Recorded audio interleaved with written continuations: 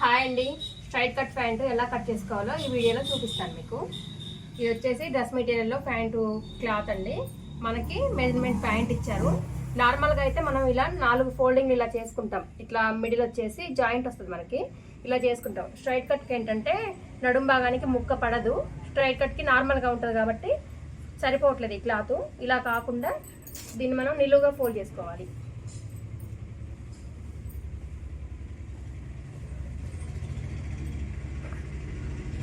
ఇలా నిలువుగా ఫోల్డ్ చేసుకుంటే మనకి కొంచెం పొడవు పెరుగుద్ది అనమాట. పొడవు పెరుగుద్ది కాబట్టి స్ట్రైట్ కట్ ప్యాంట్కి ఈజీగా ఉంటుంది. చూసారా, ఇందాక వచ్చేసి సైజ్ తక్కువ వచ్చింది మనకి. ఇప్పుడు చూడండి, ఇది కింద ఒక 2 ఇంచెస్ వరకు గ్యాప్ ఉంటుంది. గ్యాప్ పెట్టుకోవాలి. జస్ట్ ఓన్లీ ఇక్కడ ఫోల్డింగ్ ఉంది కదా, ఈ ఫోల్డింగ్ చేసుకోవడం వరకు ఒక 2 ఇంచెస్ వరకు మార్క్ చేసుకుందాం. ఇలా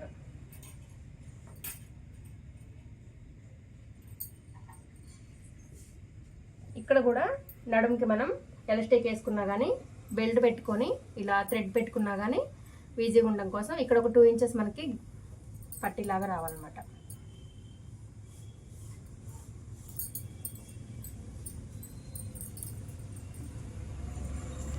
సేమ్ వాళ్ళు మనకి మెజర్మెంట్ ప్యాంట్ ఇస్తారు కదా, స్ట్రైట్ కట్ అంటే ఎక్కువ లూజ్ అవసరం ఉండదు. సేమ్ మెజర్మెంట్ ప్యాంట్ అంతే లూజ్ అవసరం ఉంటుంది మనకి.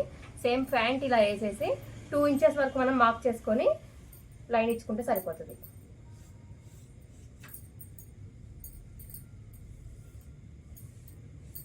జస్ట్ ఖర్చు కోసం కొంచెం కాటన్ క్లాత్ కాబట్టి మనం వాష్ చేశాక కొంచెం సింక్ అవుద్ది కదా, దానికోసం అనమాట.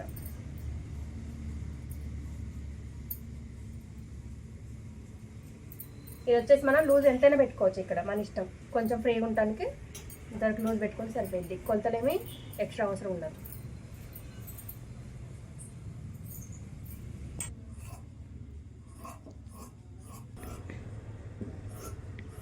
ఏమన్నా కటింగ్ కానీ స్టిచ్చింగ్ కానీ డౌట్స్ ఉంటే కామెంట్ చేయండి, ఎక్స్ప్లెయిన్ చేస్తాను.